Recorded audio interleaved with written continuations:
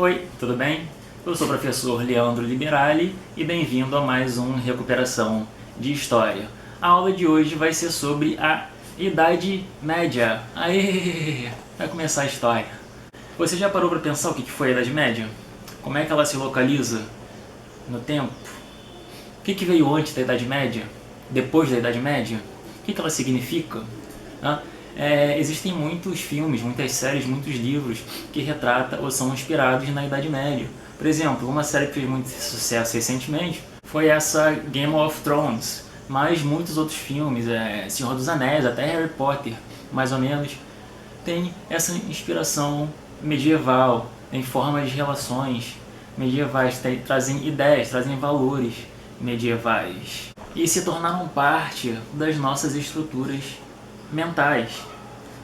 A Idade Média, que a gente tem aí, que durou entre o século V e o século XV, é a cronologia mais aceita, com os marcos mais aceitos. A gente vai ver quais são esses marcos. Agora, alguns historiadores têm interpretações diferentes. Uns dizem que começou um pouco antes, outros começou um pouco depois, terminou um pouco antes, terminou um pouco depois, mas a gente vai ficar aqui nessa leitura mais tradicional, do século V ao século XV. Então, por que no século XV? Porque lá em 476 houve o quê? A queda de Roma.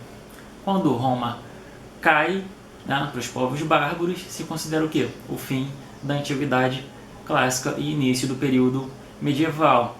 E ela termina quando?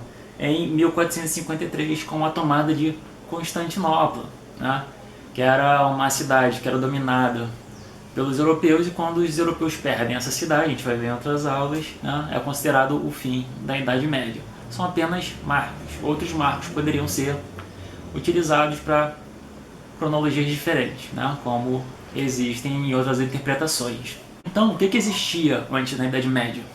Como é que ela surge? Ela surge do nada? Não, ela surge com a queda do Império Romano. E quando cai o Império Romano? Quando ele é finalmente conquistado, quando o seu último imperador é finalmente destronado, destruído. O que acontece? Ocorre uma fragmentação político-territorial daquele império, que já vinha ocorrendo há bastante tempo. Os povos dominados se tornando novamente independentes, fazendo guerra com o poder central de Roma. Então, quando ele finalmente cai, quando não há mais possibilidade de manter a unidade do império, há uma fragmentação, que é uma fragmentação política, territorial, econômica. Ou seja, todos aqueles que tinham poder lá no Império Romano, todos aqueles que têm capacidade de proteger os seus territórios e suas riquezas, vão formar como que pequenos reinados. E qual vai ser o nome que vai ser dado a esses pequenos reinados? Vai ser dado o nome de feudos. Feudos, que significa basicamente terra, e que vai dar origem a um novo sistema político, se é que a gente pode chamar assim, que é o feudalismo, que é um novo modo de produção, é uma nova forma de relações políticas, sociais e econômicas. Então, quando a gente vê lá aqueles filmes sobre a Idade Média, o que tem? O que mais tem naqueles filmes e o que mais chama a nossa atenção? São aquelas relações cortesãs, as relações entre a nobreza que vive naquele castelo e com os pobres, os trabalhadores que vivem em volta. E quem que está sempre presente nesses castelos? Tem sempre um clérigo, um padre, um alto representante da Igreja Católica. Cada feudo é um pequeno mundo. Você vai ter lá o castelo principal, que é onde vive a família do senhor feudal. Você tem as torres, os torreões feudais, que servem para proteção do feudo, que podem ser contínuos ao castelo principal ou não, podem estar em diferentes pontos do território feudal. Aí você vai ter moinhos para produção, os fornos, as fazendas, a floresta, as terras que são arrendadas pelos camponeses. Você tem uma floresta que normalmente é de usufruto da nobreza, daquela nobreza feudal, mas que também pode ser alugada, ou dependendo do caso, variava muito, pelos camponeses e pelos servos, mas normalmente só quem quem tinha mais acesso pelo menos aos pontos, que a gente pode dizer de principais, né, que eles iam lá caçar, enfim, passear, não é todo mundo que tinha esse privilégio lá no feudalismo. Você tinha as aldeias dos camponeses, tudo isso fazia parte daquele mundo ali. Você tinha necessariamente que passar um rio, né? Ou então ter um lago ou lagoa próximo para abastecer essa comunidade ou sociedade.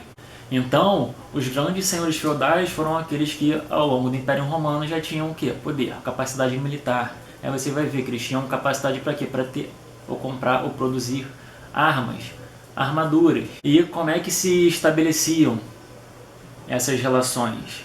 Elas eram na base da suzerania e da vassalagem. Ou seja, um senhor mais poderoso, ele tinha a capacidade de quê? De reunir outros senhores feudais menos poderosos, ou até mais poderosos, né? Mas que tinham, enfim, outras prioridades. E era basicamente em torno de quê? De alianças militares. Então, diferentes senhores feudais faziam esse laço que era chamado de homenagem. Era quando um senhor jurava lealdade e fidelidade a um outro senhor e se colocava à disposição para quê? Para qualquer forma de ajuda militar, para guerras, para conquistas ou para defesa. Então, quem for mais velho aí vai lembrar daquela história dos Cavaleiros da Távola Redonda, né? Alguns filmes foram criados sobre isso, que era o que? Aquele cavaleiro que conseguisse tirar a espada da pedra seria o rei lá da Inglaterra. Então, toda hora se reuniam lá os diversos cavaleiros ingleses, a principal nobreza feudal inglesa, para ir lá atirar, e cada um tinha seu castelo, né? Aí rolava meio que uma disputa e tal, mas eles eram amigos ao mesmo tempo. Aí enfim lá, criou-se os Cavaleiros da Távola Redonda. Então eram o quê? Eram nobreza, eram os senhores feudais da época, né? E claro que com o tempo, ao longo de tanto tempo, as relações foram mudando. E quem é que trabalhava nessas terras? Você acha que o senhor feudal ia trabalhar? Né? Você acha que um nobre, um duque, um arquiduque, um barão vai trabalhar na terra? Claro que não, né? Até porque a base do seu poder era, como eu já falei, militar. Outra coisa é que nas relações de suzerania e vassalagem, um nobre também podia não necessariamente ter terra, ele podia receber as terras desse senhor feudal em troca dessas relações, né, e dessa lealdade militar. Então, haviam diferentes formas disso acontecer, né? Inclusive relações familiares e outras formas de relações. Então, quem é que trabalhava nesse feudo? Eram os servos ou os camponeses. E por que os servos ou camponeses trabalhavam no feudo? Para quê? Imagina, seja, não, vamos criar aqui a nossa comunidade aqui, vamos produzir, subsistir, comercializar e tal. Aí eles estão lá fazendo isso, aí chega um bárbaro de um lado, um senhor feudal do outro, né? Taca fogo em tudo, leva as mulheres, que acontecia isso mesmo, enfim, mata quem tiver que matar, taca fogo lá na aldeia inteira. Então por quê? Que eles aceitavam ou se associavam a esses senhores feudais? Exatamente por causa da proteção. Eles se associavam aos senhores que pudessem lhes dar proteção. E em troca dessa proteção, eles tinham o quê? Trabalho. Né? Eles recebiam trabalho, recebiam lá o lugar onde eles poderiam morar, as terras que eles poderiam cultivar, e em troca disso, haviam algumas relações, né? Algumas formas de se fazer esse pagamento. Por exemplo, você tinha a corvéia, que era o trabalho na terra do senhor, que podia ser qualquer forma de trabalho, poderia ser numa plantação senhorial, poderia ser numa obra senhorial, poderia ser construindo um castelo, construindo a estrutura necessária, né? As ferramentas, né? São as diversas formas de trabalho necessárias para se constituir aquele feudo, né?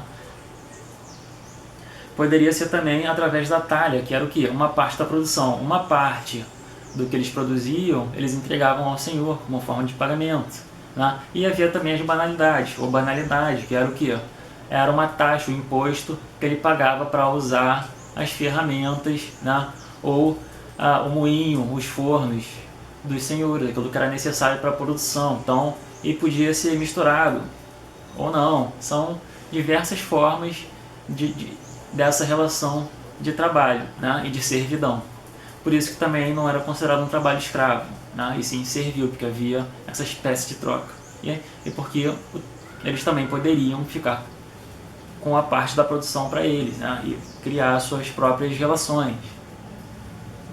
Né? Então, era uma relação um tanto quanto de coesão de interesse, de complementação de interesses. Agora, é claro que variava também, tinha lugares, feudos que o trabalho era praticamente escravo mesmo. Ele trabalhava só para sobreviver, não tinha nenhuma, enfim, era praticamente escravo. Então variou conforme o lugar, o reino, as formas de relações, né, as culturas locais, enfim. Outra coisa que era permitido, né, o que eles poderiam fazer é desenvolver o quê? Formas de artesanato. Né? Então, quem é que produzia os móveis do castelo? E os móveis necessários a toda a comunidade? Né? Então, eram os artesãos, né, que transformavam a matéria-prima em alguma coisa que se precisasse. Então, disso a gente tem o quê? Que a sociedade feudal era extremamente estratificada, ou seja, não havia mobilidade social praticamente. Havia exceção, como sempre há exceção, mas era muito difícil, praticamente não havia.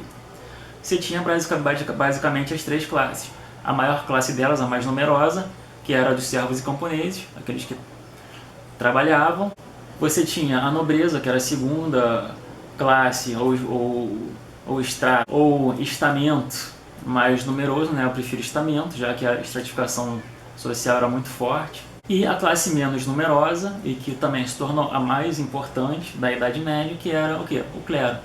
Poderia ser o baixo e o alto clero. Né? Quem era o clero?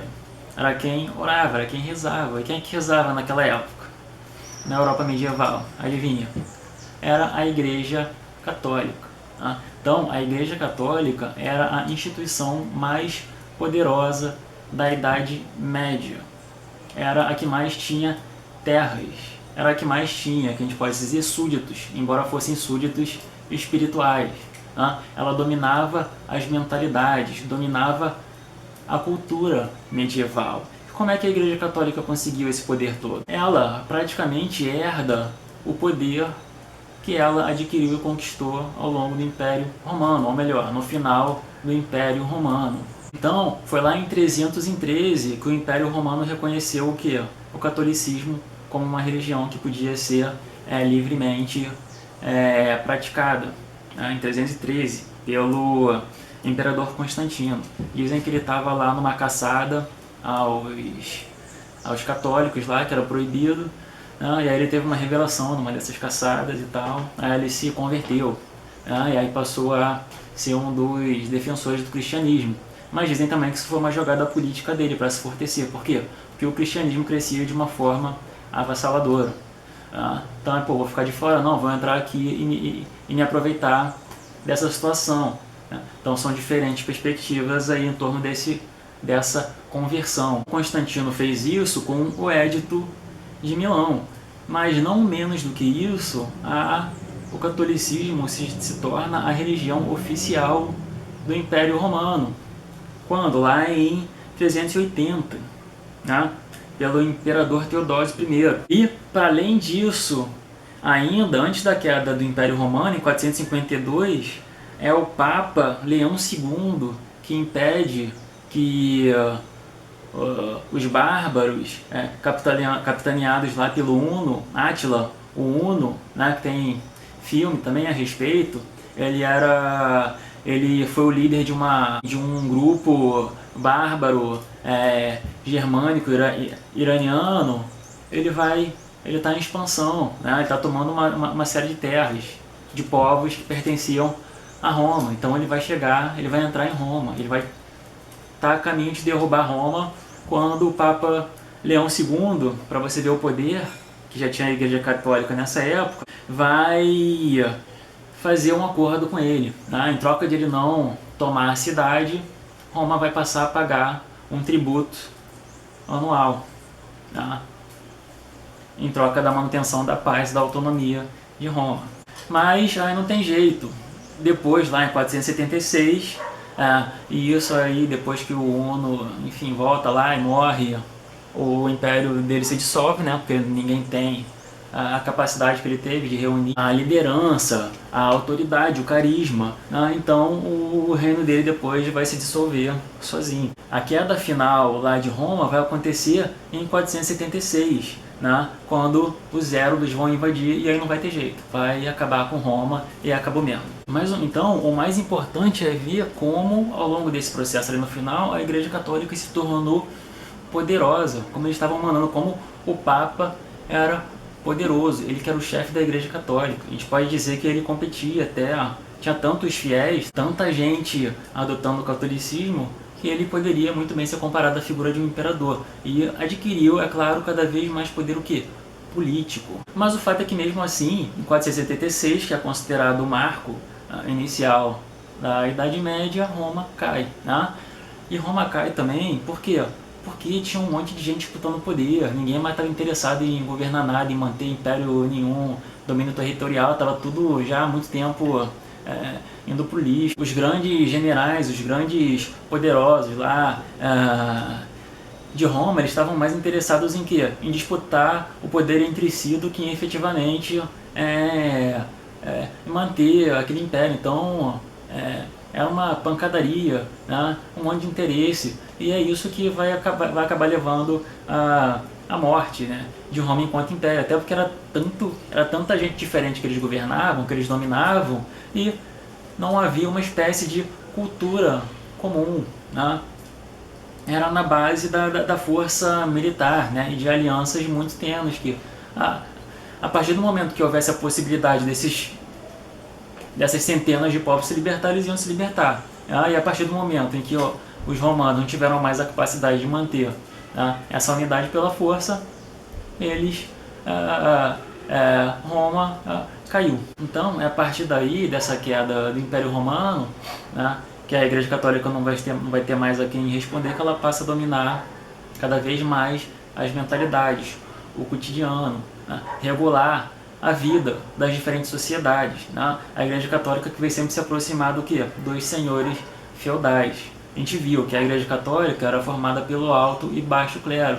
Então, normalmente uma família poderosa, nobre, de um senhor feudal, tem pelo menos um membro que vai fazer parte do alto clero, porque era também uma troca de relações, troca de favores. Outra coisa importante é que a Igreja Católica também era uma igreja, em alguns lugares, não sempre, não em todos os lugares, mas ela era belicista, ou seja, ela tinha suas forças militares, ela tinha lá seus cavaleiros templários, né? Então ela tinha a capacidade de se defender, né? E também de conquistar, né? Muito embora não fosse uma conquista como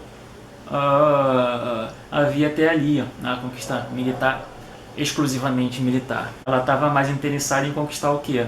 Em conquistar almas, em conquistar espíritos, né? Ou seja, em converter, se tornar a religião predominante. Só tinha religiões tão fortes lá pelo Oriente, né? Ela efetivamente se torna a religião do quê? Do Ocidente europeu medieval.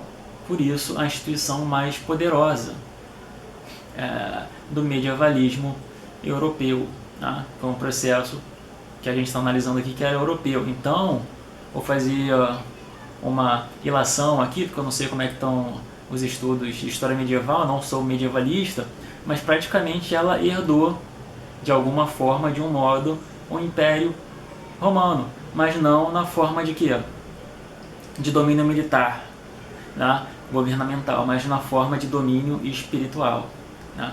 Na forma de domínio religioso, determinando como as pessoas iam comportar, né?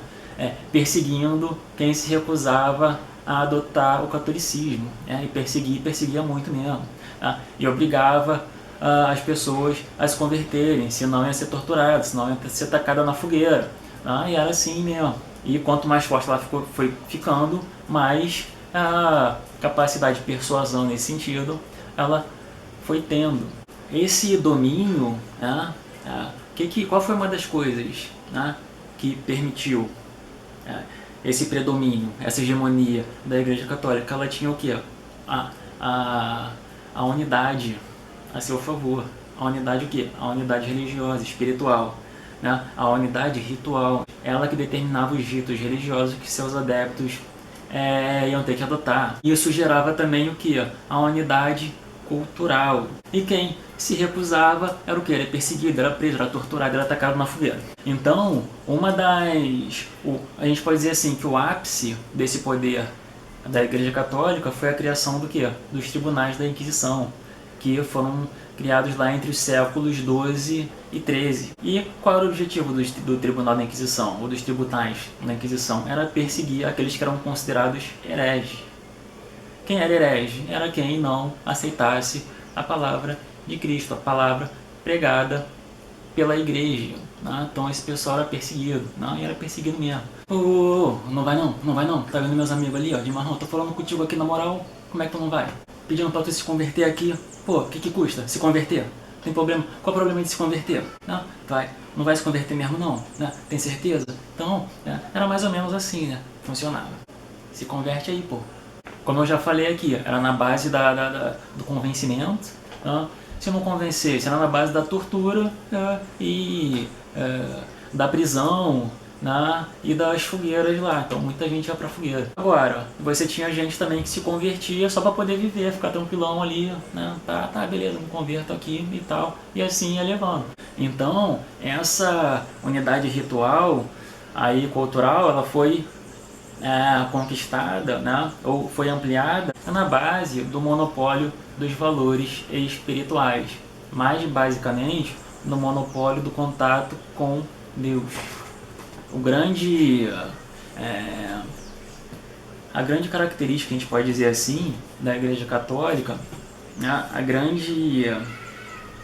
grande poder mesmo, que fundamentava esse grande poder, era que ela se considerava e se colocava como a única capaz de mediar a relação do mundo laico, né, das pessoas que não eram religiosas, com Deus. Ou seja, era só por meio dela que as pessoas podiam ser salvas, podiam ir para o paraíso, né? Podiam receber o perdão divino. Né? E, ao mesmo tempo, eram eles que poderiam o quê? Condenar, se recusar a salvar, se recusar a perdoar. Né? E isso era um terror psicológico tremendo numa época daquelas, uma época em que imperava o quê? A ignorância, onde as pessoas estavam completamente suscetíveis aos fenômenos da natureza, aos fenômenos sociais, a guerras, a invasões, enfim, as diversas formas de terror social. E, ao mesmo tempo, a Igreja Católica continuava o quê? Ampliando o seu poder, ampliando as suas terras. Né? A partir do momento em que um feudo se convertia em um feudalismo, né? Haviam relações de quê? De ganha-ganha, de interesse mútuo entre senhores feudais e o alto clero. Né? Então isso aumentou muito. A igreja, com o tempo, passou a legitimar o poder dos senhores feudais. E é a partir daí também que ela vai deixar de ter os seus próprios exércitos. Os exércitos da igreja vão passar o quê? Os exércitos dos senhores feudais, que vão atuar sempre alinhados. Mas, além desse alto clero aí, que era o clero político, era o clero interesseiro, era o clero da alta burocracia eclesiástica, estava preocupado com a riqueza, com o poder e tudo mais, você tinha também dentro da Igreja Católica o baixo clero, que era quem se recusava ao poder, quem se recusava à riqueza, que vivia o que? Atuava onde? Na base da sociedade, que era dividido em quê? Em ordens. Né? Então, você havia ordens com uma grande autonomia. Né? Inclusive, alguns grupos que viviam separados e tudo mais se convertiam ao cristianismo para manter o quê? A sua própria autonomia, a sua própria forma de viver, né? Grupos que eram católicos, havia grupos católicos também que eram o quê? Independentes. E se um grupo católico fosse independente e não quisesse entrar na igreja católica? Não, sou católico aqui, mas eu não quero saber de igreja não. Vou ficar aqui com meus amigos. O que a igreja católica fazia? Lá, então tá. Aí levava lá o exército, né? Aí prendia, torturava, matava, atacava na fogueira. Né? Então, alguns grupos católicos entravam na igreja por causa disso e mantinham a sua autonomia. Tá? Havia, como eu falei, haviam ordens, né, religiosas dentro da igreja, né, para além do alto clero, que era quem? O alto clero era bispo, era cardeal, era papa, né? Esse era o alto clero. O baixo clero lá eram quem? Quais tipos de ordens que haviam? Eram ordens mendicantes, por exemplo. Você tinha duas que eram muito faladas, eram dos franciscanos e dos dominicanos, que eram ordens mendicantes, que elas se recusavam ao poder, como eu falei, e ao dinheiro. Elas que seguiam o quê? No ensinamento de Jesus Cristo, principalmente da pobreza, da caridade, né? Então tinham autonomia, estavam lá na base. E ao fim e ao cabo, muitas vezes, quem garantia a credibilidade da própria igreja foram esses próprios grupos mendicantes. Que aí o pessoal via lá, o cara estava lá direitinho e tal, né? E rezando, e ajudando, e tudo mais. Não ficava perseguindo e matando os outros, né? Então me diz um franciscano famoso hoje em dia, que todo mundo conhece. É o Francisco, o Papa Francisco. Exatamente, ele adotou esse nome exatamente porque ele é um franciscano. E a gente percebe isso nas reformas que ele está fazendo na Igreja Católica, né? No Banco do Vaticano. Enfim, são várias reformas aí que vocês podem pesquisar. E em outra faceta que esse franciscanismo dele se encontra presente é no fato dele se recusar a usar grandes símbolos, apetrechos, que são a representação do que? A representação do poder acumulado pela Igreja Católica, a representação da riqueza, de todo o enriquecimento ao longo de todos esses séculos. Ele se recusa a usar esses apetrechos e até mesmo alguns rituais que também têm essa representação.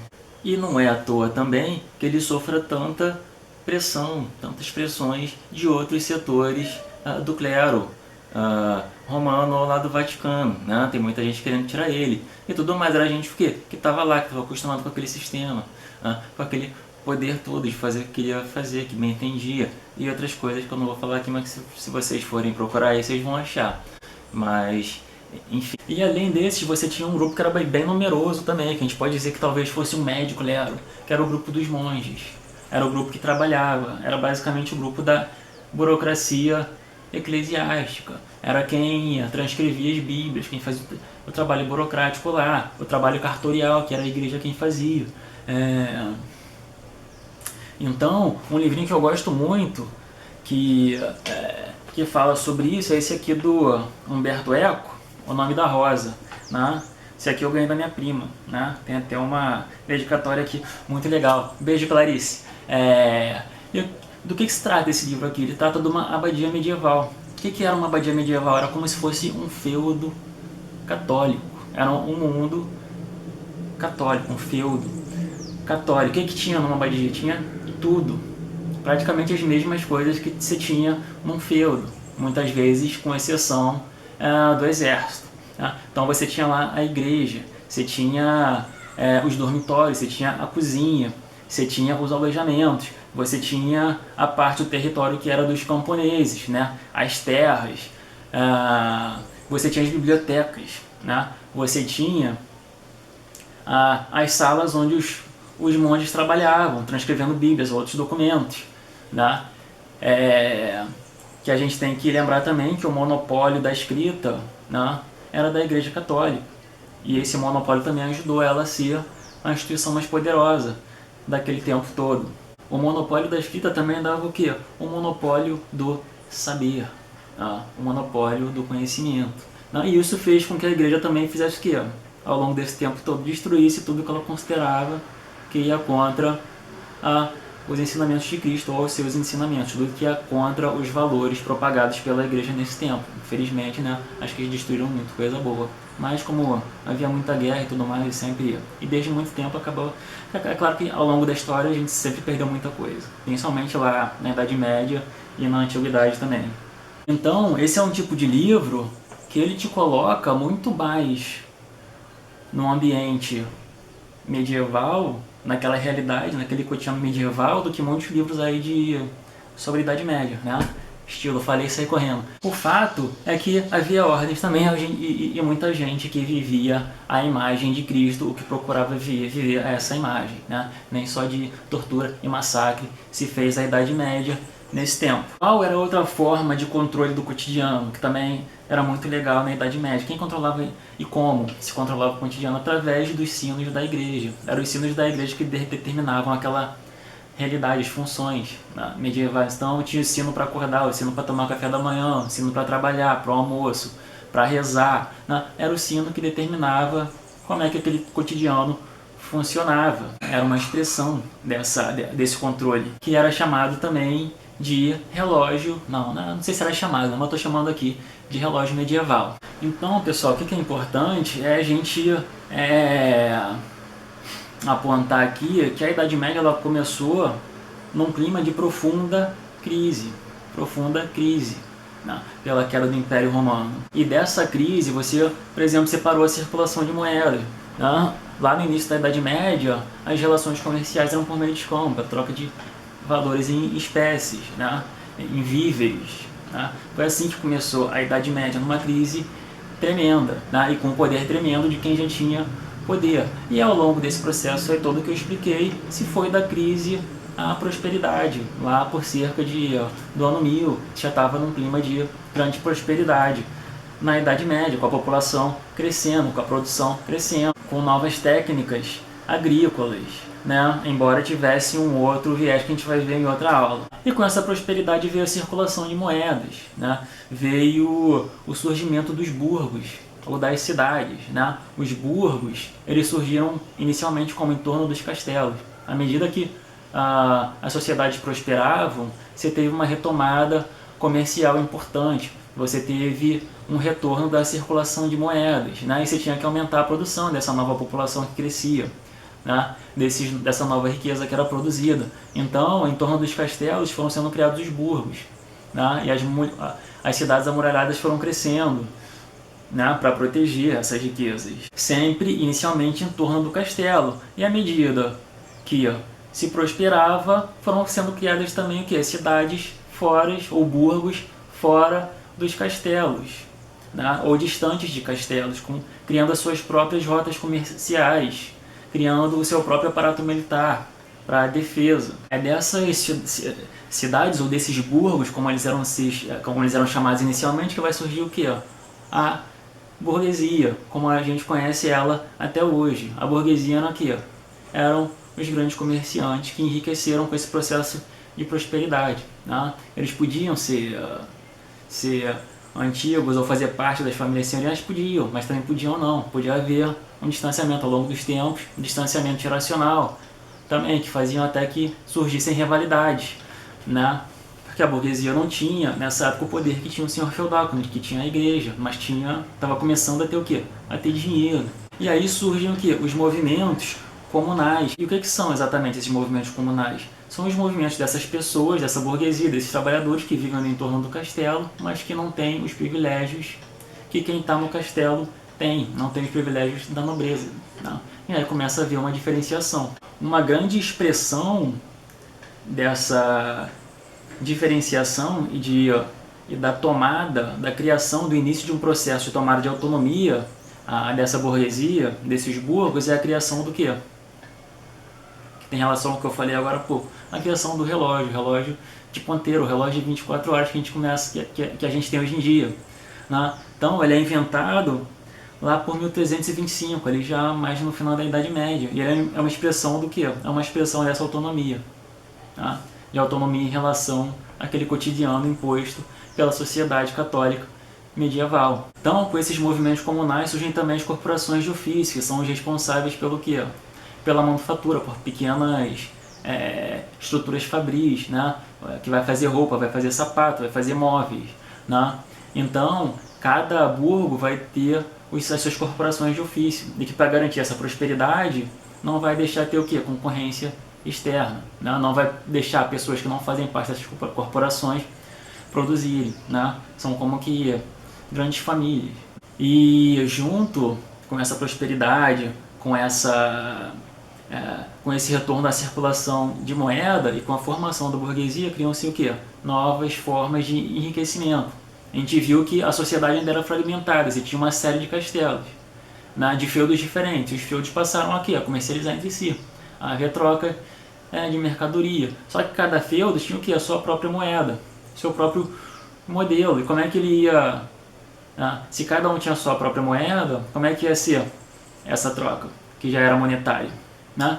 Então, em cada burgo, você tinha lá o seu cambista, que era responsável por fazer a troca dessa moeda, como existe cambista hoje, ou casa de câmbio hoje, tirando o seu lucro de uma parte dessa troca, né? Da atuação desses cambistas, surgiu o quê? Surgiram o quê?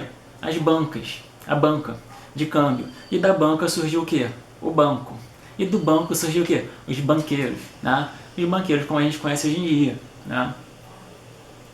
Então, você tinha lá diversas formas de produção. O cara tinha uma terra, aí o cara tinha lucro sobre essa terra, aí lucro sobre o comércio, né? Aí o que ele faz? Compra mais terra, adquire mais formas de transformação da riqueza, aí ele fica mais rico ainda. Não tem mais investir o dinheiro naquela época.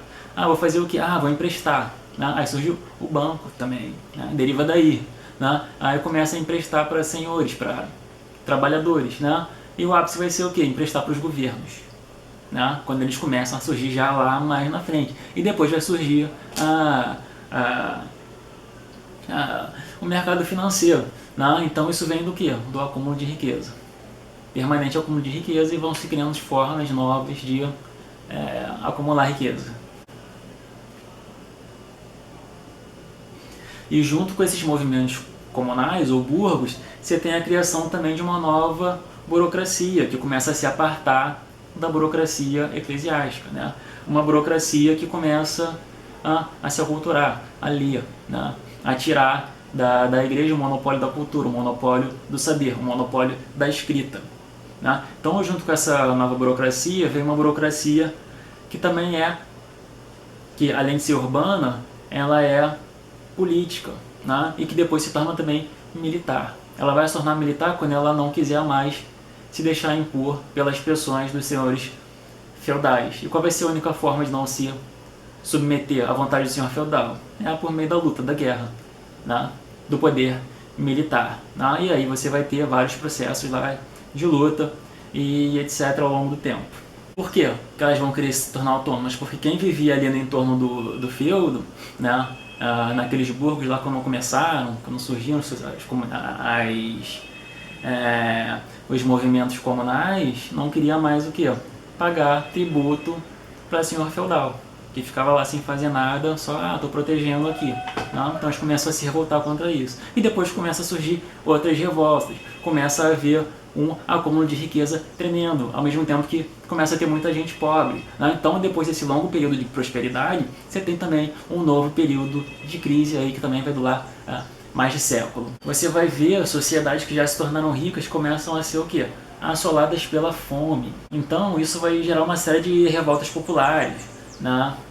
Enfim, uma porradaria tremenda, uma nova porradaria. Aí vai ter crise econômica, vai ter crise de produção, vai ter peste bubônica, um monte de gente morrendo, né? E vai ser uma fase, depois de toda essa prosperidade, uma fase de uma nova crise que vai gerar uma nova sociedade, né?